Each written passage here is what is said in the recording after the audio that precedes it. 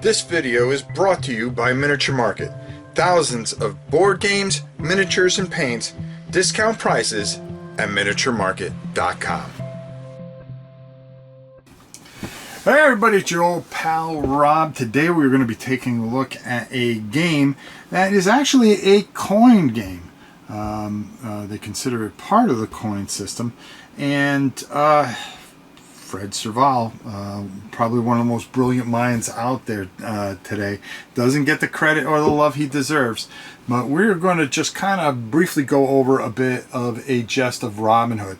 Now listen, you want to learn this game, you ain't going to learn here. But I will tell you to go see my good friend and pal, Rodney Smith, over at Watch It Play, who does a fantastic job that helped me get this down. And I just want to take a look at some of the components, talk about some of the basic mechanics that I really like about it, and then we'll come back on the other side and we'll talk about how great and how much fun, you know, I mean, who doesn't like to play a game about Robin Hood? I mean, if you don't, you shouldn't be playing games. Let's go down to the table and check it out. So I'm not going to explain everything here, but I just want to give you a really brief overview. Of course, there's going to be the sheriff's henchman. The whole idea of the game is at the end of the final turn when good old King Richard's card comes out, which is going to be preset in this deck of cards, and you're going to be playing these different events as they go through. You are going to want to either be on the order side or on the justice side if you are Robin Hood. Now, if ever one of these royal inspection rounds come out, and you are, I believe that you are in this lower quadrant here, 5, 6, or 7, the game immediately ends and that person wins in an overwhelming victory. Now, the nice thing about it is this is really easy to try to figure everything out. It's going to tell you what your available forces are. It's going to tell you what you do with your plots and your deeds and stuff like that, which we'll talk about in a minute. And then how to set up right off the bat. Now, of course, this isn't set up properly, but it gives you everything so you don't have to go digging in the book, and it does it for both sides, which is really good. Like I said, you're going to pull those royal inspection cards, and you're going to have this here, which is going to give you, again, another nice touch. First of all, you're going to want to keep hidden all your figures, especially, you know, because you got Robin Hood, you don't want him to get caught, and the Merry Men. So those come into play, and you're going to keep them behind here, and when you put things into play, it's going to be hidden, except for the henchmen, which don't have any markings on the other side, because after all, they're just henchmen.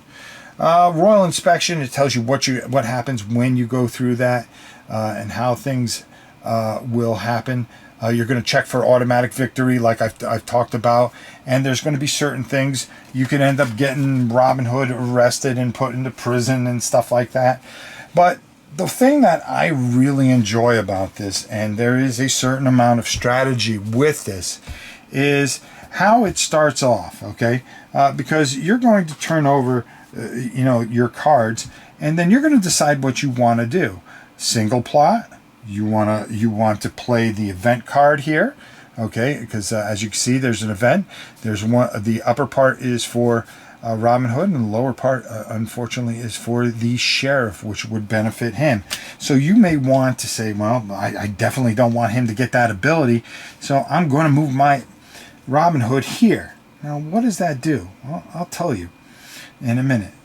As the sheriff who goes next, he may say, well, there's nothing I really want to do, so I'm going to go right here, and he's going to pass. What does that mean? He's going to get 3 shillings, okay? And you're going to be able to spend this in the marketplace, which is a whole other thing that we're not going to explain. But as you can see, anytime the sheriff decides to pass, he can get either 1, 2, or 3, depending on where his marker is. Now, what this does, though, is because he decided to do that and go for the money and the greed, of course, well, the one that's always closest to the left will become first player again. So Robin Hood may want to run the event, and he goes, well, I don't need a lot of money, and maybe I'll just run the single plot, or maybe I'll just go, take the money and pass. But I want that first turn because I got an idea what I want to do the next turn. Now, when it comes back down to the next turn, as you can see, the sheriff's going to have the upper hand. Okay? If Robin ever passes, he doesn't get any of these values. He will only get 1 shilling. And after all, they're in the forest and things are poor.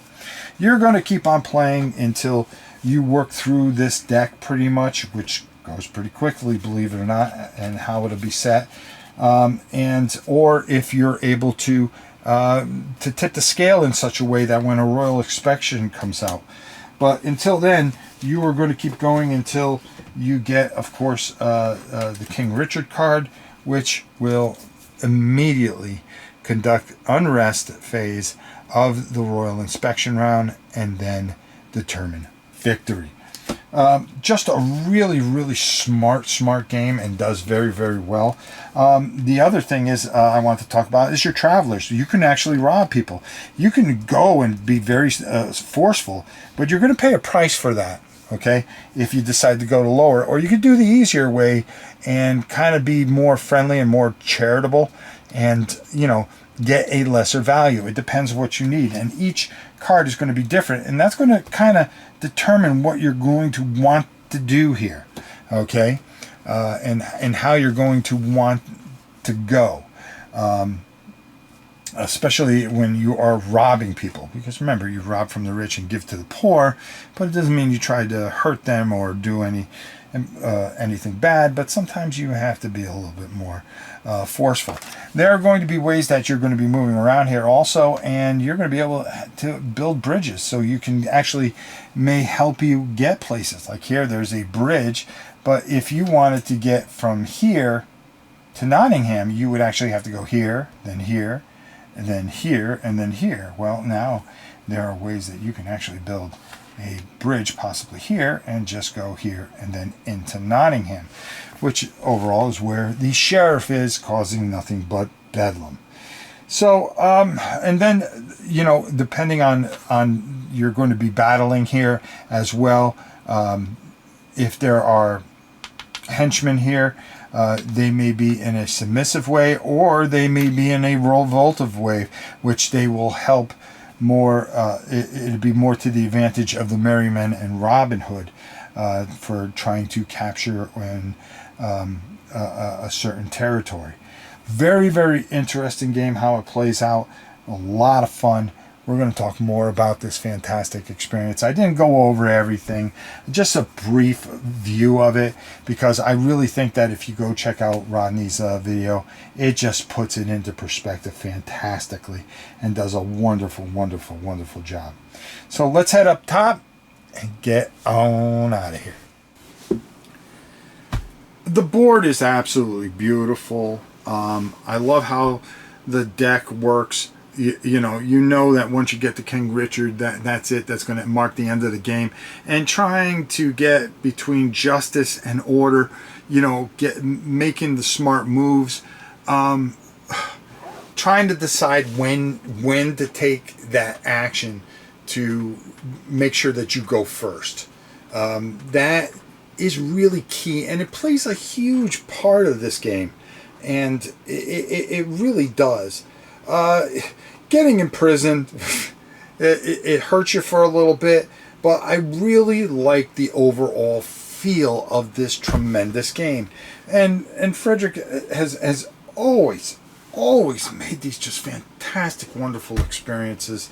He's been a part of so many things and has done some great things, and I just don't think this guy gets the love that he deserves. A brilliant mind. Fantastic game, and a must-have for you, my dear friends. Make sure that you go out and get this. You've got GMT quality, the brilliance of Frederick, and then, of course, Robin Hood. That combination is deadly and great. So make sure you get this. It'll never leave your collection, just like this one. It'll never leave mine. Until next time, it's your old pal Rob. We'll see you soon, everybody.